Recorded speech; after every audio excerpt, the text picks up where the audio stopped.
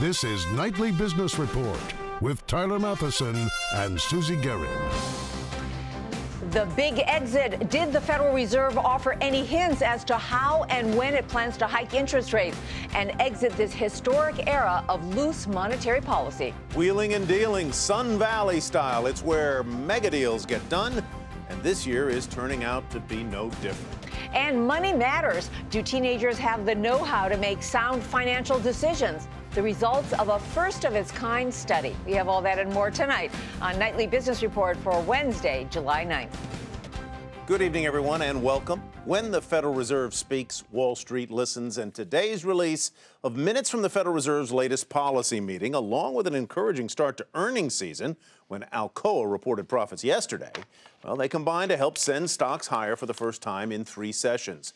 The nation's central bankers seem to agree on when to wrap up their latest bond-buying stimulus plans, but they differed on when to raise short-term interest rates. Despite that, investors liked pretty much what they heard. The Dow closed near the highs of the session, up by 79 points. The Nasdaq up 27, and the S&P added 9. Steve Leisman has more on those minutes from the Federal Reserve's latest policy meeting and what the central bankers are thinking about how and when they'll announce the very first rate hike since June of 2006. The Federal Reserve providing details of how it will eventually bring to an end the great monetary policy experiment launched in the wake of the financial crisis. Minutes of its June meeting show the Fed planning to end QE by October if the economy improves as expected. The Fed will hold on to the $4 trillion of bonds it purchased on its balance sheet through QE at least until rate hikes begin. At that point, the Fed could let the balance sheet wind down to more normal levels, but do so very gradually. The Fed said very little new about when it will hike interest rates or by how much. That leaves intact the general market expectation for gradual and modest rate hikes next year.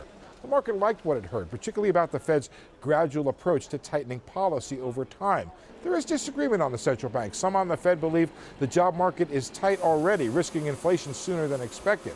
Economist Bob Bruska says there's danger the Fed could make a mistake acting either way, too fast or too slow. If you do it at the wrong speed, you can make any of those mistakes. And right now, we don't really know because we had a terrible first quarter GDP number. It looks like we're digging out. Some of the employment numbers are starting to look better. But, you know, we've created like 1 million jobs over 5 months, several other times in this economic recovery. So you can't put this increased job growth in the bag yet. Indeed, the Fed said it was surprised by the sharp decline in first quarter growth, but continues to expect a second half rebound. The speed of that rebound and the potential for it to create inflation could determine how fast and how far the Fed raises rates next year. But that's a problem Fed Chair Janet Yellen will confront when she has to. The minutes of the June meeting show the Fed making plans to bring the great monetary policy experiment to an end, but in no particular hurry just yet to shut down the laboratory. For Nightly Business Report, I'm Steve Leisman. Let's turn now to Mohamed ElErian for his take on all of this. He's Chief Economic Advisor at Allianz. Mohamed, great to have you back on the program. You know, everybody's fixated by rising interest rates, and we know at some point they're going to go up. Is that such a terrible thing for the economy and the markets, or could it actually be a good thing? It could be a good thing if it comes as part of economic growth and job creation. And let me explain. Right now, everybody is hoping for economic liftoff. And economic liftoff would be not just good for Main Street, it actually would be good for Wall Street because it would validate asset prices.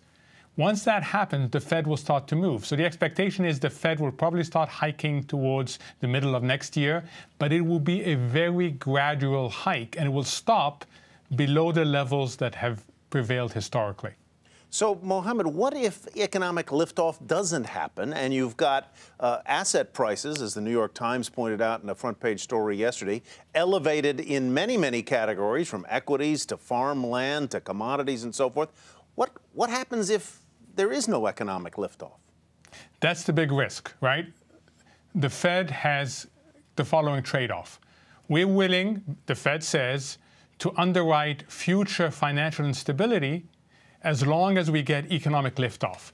If that economic liftoff doesn't happen, then not only do we have a sluggish economy, but we also have a high risk of financial instability. Put another way, instead of the fundamentals validating the prices will have to come down. And that's one of the big risks. The other risks is that they overdo it and we get inflation in the system, wage inflation in the system. So that's why it's a very delicate balance, and it's one that we haven't seen this delicate for a very long time. You know, Mohamed, one thing that popped out from those minutes in terms of what I saw was this quote that the Fed was saying that investors are not factoring in sufficient uncertainty about the path of the economy. What's your interpretation of what that means, and what's the problem with that? So they're worried that the markets are too complacent. They look at how low volatility is. They look at certain element of risk-taking. They look at certain bubblish markets, and they're worried. They're worried that the markets are too complacent. Now, they know why. Mrs. Yellen told us last week in her speech to the IMF, which is very low interest rates encourages excessive risk-taking.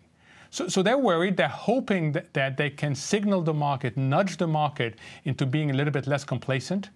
But they're worried. But you know what? That's part of the game right now, which is in order to stimulate economic growth, they have to come through the asset markets. How worried are you, Mohamed? How worried specifically are you that the eventuality that you just described, i.e. that there will not be economic liftoff, might come to pass? And then in that case, asset prices will come back down. How worried are you? Handicap it for us. So I'm worried for two reasons. The first one is that we really need productivity growth. We could end up in a situation where not only growth doesn't come back fast enough to lift off, and liftoff is the important concept, but we start getting wage inflation because it turns out that quite a bit of unemployment is structural. So that's the first element. We need productivity growth. The second element is we need what are called macroprudential policies, which is a fancy name for saying the ability to control risk. We need them to work. And those two things historically have been very difficult to predict. So I am worried. I think that there is much more risk in the markets than people are reflecting right now. So a lot of people listening to you right now, especially individual investors, might say, ooh, it's risky, this is a scary time. And even though we hear all of these milestones, maybe I shouldn't put my money in the markets. Is that what you're saying? No, I'm saying put your money in names that you understand well and not in the market as a whole. So look for names that are resilient, that have a disruptive technology or something that captured market share, and that still have scope for cost reduction. This is becoming more and more a name-picking, a stock-picking market than a general beta play, as the technicians would say. All right, Mohamed, always great to have you on the program. Thank you so much for joining us. Mohamed ElErian with Allianz. The U.S. and China have begun formal economic talks in Beijing. Treasury Secretary Jack Lew is leading the U.S. delegation, pressing for a more fair exchange rate for China's yuan currency, an overhaul of financial regulations there, better intellectual property protections, and much more thorough cyber security. Meanwhile, a top Chinese official says it's up to the U.S. to drive the global economy. China's finance minister said he doesn't plan on creating any new stimulus measures this year, and that slower than forecast economic growth in China this year means the global recovery will depend on growth in the United States. While China's economy slows, energy production in the U.S. is speeding up. The U.S. Energy Department predicts that U.S. oil production next year should hit its highest level since 1972. Hydraulic fracturing, or fracking, in shale rock formations is expected to boost domestic production to nearly 9.5 million barrels per day in 2015. Today, crude fell for its 9th straight session, its worst losing streak since 2009. It settled at $102.29. Well, President Obama heads to oil country later today, attending a Democratic fundraiser in Texas. Now, he won't be visiting the border where tens of thousands of illegal immigrants, many of them children, have recently entered the U.S. But the president is urging Congress to provide almost $4 billion to deal with the immigration crisis. House Speaker John Boehner says that money won't do enough to solve the real problem. If we don't secure the border, nothing's going to change. And if you look at the president's request, it's all more about continuing to deal with the problem. We've got to do something about sealing the border and ending this problem so that we can begin to move on with the bigger question of immigration reform. John Hardwood joins us now from Washington. So, John, you know that there's a lot of political differences on this issue. Given that, can we expect any meaningful progress in Congress on immigration reform? We cannot expect meaningful progress. This has been an issue that ever since the 2012 election, we've all been expecting Republicans to move for a combination of the substance, dealing with a big problem, but also their political imperative. They need to do better with Latino voters, and Democrats have been pressing. The Senate passed a bipartisan bill. You had people like Marco Rubio on board, but the House has consistently said no. And John Boehner, the Speaker, told President Obama just recently the House is not going to act this year. So the prospects for comprehensive reform are not good at all. What is the purpose of the president meeting, as I understand he intends to, with the governor of Texas, Rick Perry? Is there any common ground there? Not much, but there is common ground on the narrow question of dealing with this humanitarian crisis. That's something that goes across party lines. You've got tens of thousands of children who cross the border unaccompanied from Central America. This is something that is not directly or not comprehensively involved in the larger immigration issue, but it is a problem immediately. That's why the president's asked for this money, and I suspect he'll get some of it, at least some of it, from Congress. And he's got a meeting with stakeholders on all sides of that issue in Texas today, and Governor Perry's going to attend. You know, John, one thing we hear from a lot of CEOs who come on the program and talk to us about various issues, they all think that immigration reform is really important for their businesses. But what are you hearing about how they think the problem should be solved?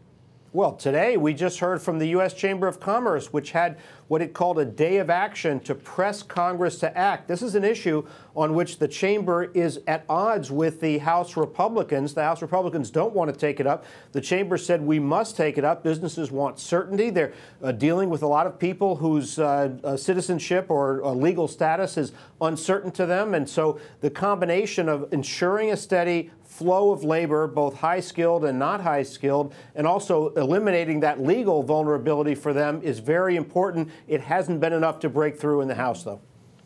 All right, John, thank you very much. John Harwood reporting for us tonight from the nation's capital. Still ahead, why the intensifying battle between Amazon and the publisher Pichette could reshape the future of publishing and the e-books industry.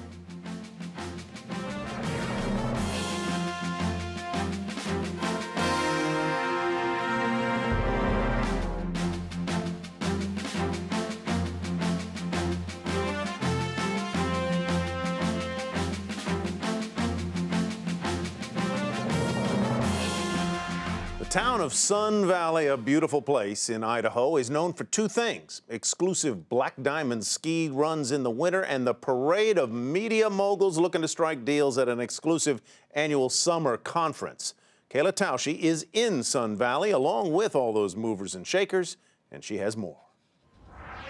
For 3 decades, media moguls and money managers have flocked to a secretive summer retreat deep within the mountains of Idaho. One thing has remained true: what happens in Sun Valley never stays in Sun Valley. That's because the conference, hosted by reclusive family bank Allen & Company, has long been the breeding ground for industry mega mergers. From Disney's purchase of ABC capital cities in the mid-1990s to Amazon founder Jeff Bezos' acquisition of the Washington Post last year.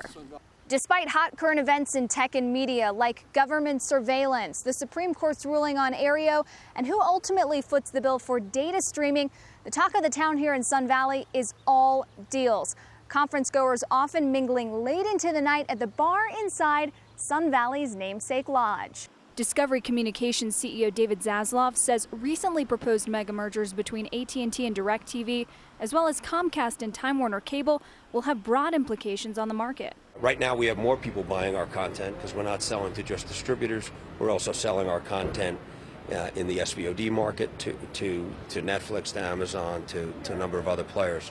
But when there's less distributors buying your content in the traditional way, it can present some real challenges. As cable deals move forward, content deals could come next. Univision's owners are on the lookout for buyers, and film magnate Harvey Weinstein wants to offload his TV unit too. Others are keeping their musings closer to the vest. We're going to buy some coffee. All the while, Allen is trying to win their business. The conference is a boon to the businesses in Sun Valley, a town of just 1,000 people, and nearby Ketchum and Haley. Its airport teeming with private jets all week, the resort at full capacity. How fruitful it was for attendees won't be clear until months later. For Nightly Business Report, I'm Kayla Tausche, Sun Valley, Idaho. A deal at Sun Valley may be reached a lot quicker than one between Amazon.com and book publisher Hachette. They're locked in a bitter battle that could determine the future of not only the ebook business, but even the publishing industry. Julia Borston has more. Amazon wants to pay Hachette less for ebooks, and the whole industry is watching because whatever deal they strike could set the standard for all other publishers. Amazon and Hachette have been locked in a battle for the past 6 months, and in the meantime, Amazon has been delaying shipments, reducing discounts, and removing the pre-order button on some Hachette books. Because Amazon controls a significant portion of the sales of the major houses right now, they're in a much stronger position in this negotiation right now. The publishers have a much harder time walking away from Amazon than Amazon would have walking away from publishers. Now Amazon has made a bold offer to get authors and public opinion on its side, proposing that both it and Hachette give 100% of all ebook revenue to authors during negotiations. Hachette said no, quote, "We invite Amazon to withdraw the sanctions they have unilaterally imposed, and we will continue to negotiate in good faith." Amazon's response to Hachette turning down its offer, quote, "We call baloney. Hachette is part of a $10 billion global conglomerate. They can afford it." Pichette will likely have to compromise with a discount on ebooks, which could pressure its margins. If Amazon wins, consumer prices would go down. What a win looks like for Amazon, I'm not entirely sure. The big question, whether Amazon will use this standoff to cut publishers out of the equation and convince more authors to publish directly on its platform. For Nightly Business Report, I'm Julia Borston in Los Angeles. Well, fewer airline flights arrived on time during the month of May. The Department of Transportation out with its monthly rankings of the nation's 14 largest airlines for their on-time performance. Overall, 77% of all flights arrived on time that month, which means it arrived within 14 minutes of schedule. Now, at the top of the list, as usual, with a 93% on-time ranking, is Hawaiian Airlines. The weather's pretty good out there. Followed by Alaska Airlines and then Delta. The bottom three, Southwest, Envoy, a regional carrier owned by American, and in last place, ExpressJet with just a 70% on-time rating.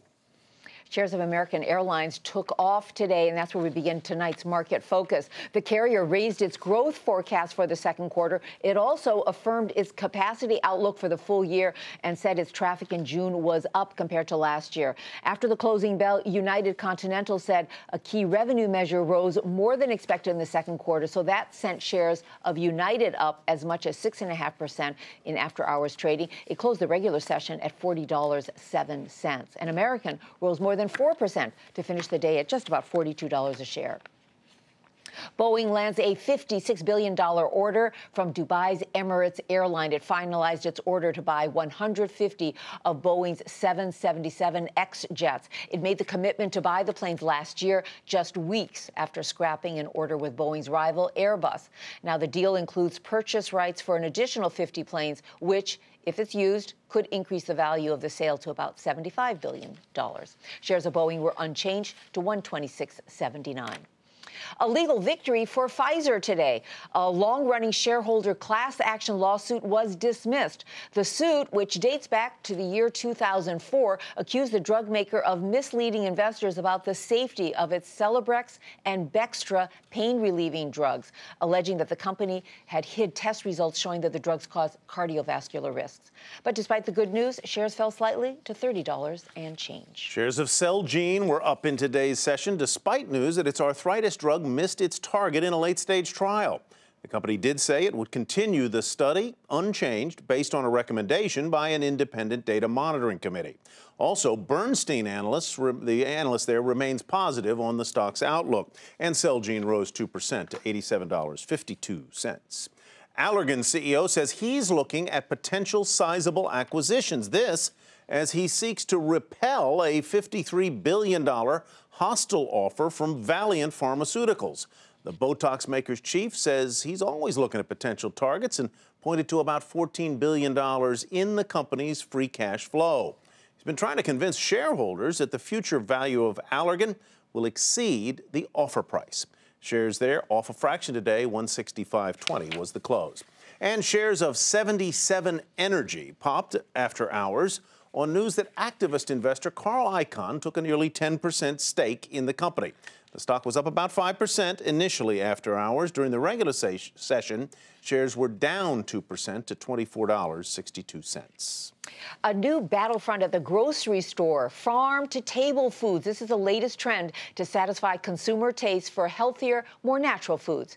So which companies are winning over shoppers? Courtney Reagan has that story.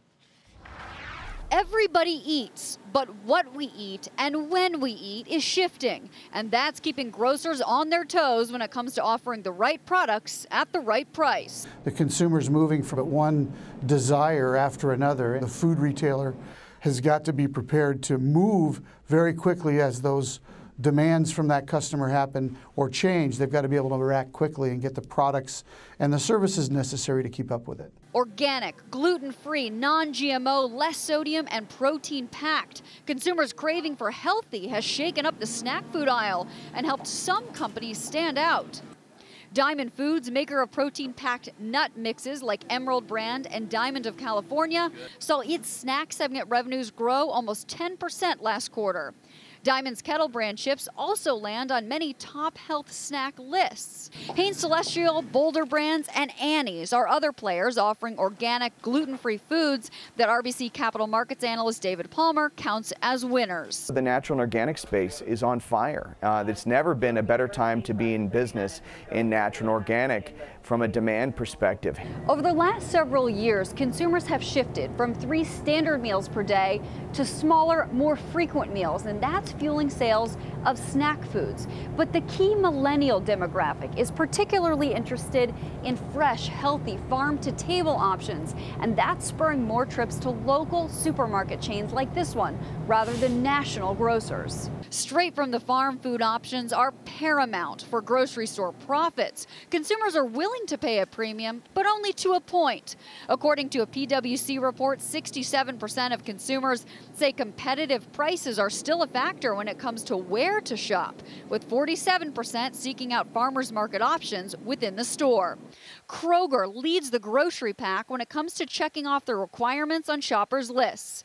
SAP food consultant Randy Evans says the grocer is leading the charge when it comes to stocking shelves with fresh, healthy, organic choices at competitive prices, leaving rivals playing catch-up. Finding the perfect recipe to fulfill shoppers' demands isn't easy when the only thing constant in grocery is changing tastes. For Nightly Business Report, I'm Courtney Reagan in San Francisco, California. Coming up, do American teenagers have basic financial survival skills? We have the results of a new worldwide study. That's next.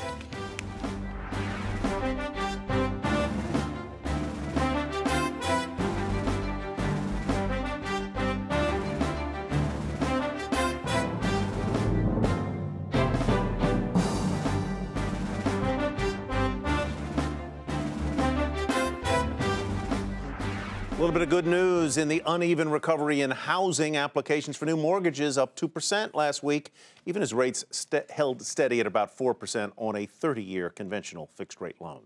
And there may be good news coming at the gas pump. Gasoline prices could fall as much as 25 cents a gallon in some parts of the country by the end of July. The reason oil prices are at a one-month low, U.S. gasoline supplies are spiking higher, and demand is in check. It is in some ways the last taboo, family discussions about money. And a new study by Fidelity found that a majority of parents and children can't agree on when or how to discuss important later life financial matters, including retirement, estate planning, and elder care. Speaking of financial matters, do you think you're smarter than a 15-year-old, at least regarding financial matters? Researchers got some surprising answers and results of a financial literacy test given to teenagers all around the world. Hampton Pearson reports. At George Washington University, a forum that included top government officials, educators, and financial experts was told American teenagers are just in the middle of the pack worldwide when it comes to financial survival skills. That's the major conclusion from a just-released survey of some 30,000 teenagers in 13 countries done by the Organization for Economic Cooperation and Development. That survey found only about 1 in 6 American teenagers able to make even basic decisions about everyday spending. even though finance is already a fact of life for many 15-year-olds. Education Secretary Arne Duncan says the results are a call to action. This is a baseline. We've never had good data before. That's why it was so important for us to participate. We have to be transparent. We have to tell each other the truth, the good, the bad, the ugly.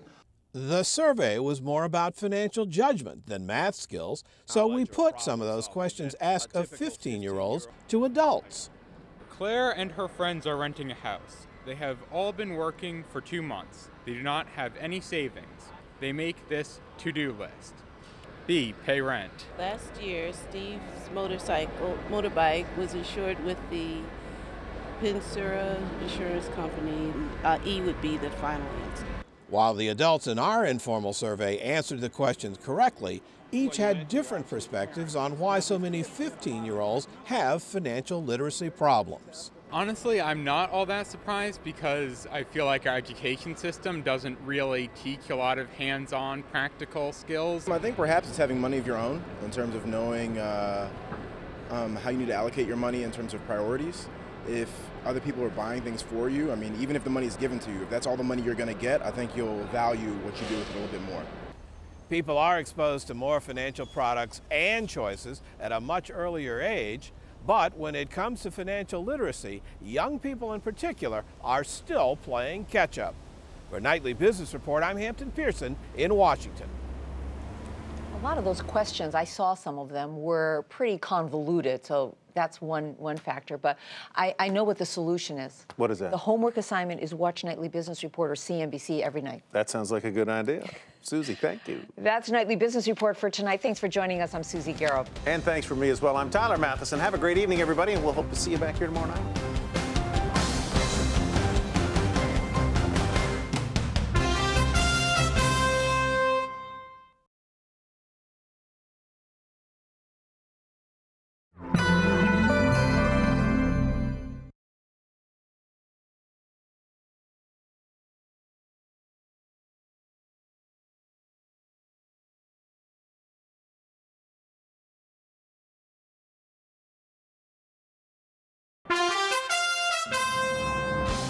I'm Susie Garrow with the Nightly Business Report News Brief. Mark October in your calendar. That's when the Federal Reserve plans to wrap up its massive economic stimulus program. That was the key message from the Fed's latest policy meeting notes, but still no word from policymakers on when they'll raise short-term interest rates. On Wall Street, investors liked what they heard, along with an encouraging start to earnings season. The Dow rose almost 80 points, the Nasdaq was up 27, and the S&P added 9 points. Mortgage applications rose 2% last week. Boeing finalized a $56 billion order for 150 new jets from Dubai's Emirates airline. And Hawaiian Airlines had the best on-time performance of any airline in May, and ExpressJet was in last place. Be sure to tune into Nightly Business Report right here on your public television station.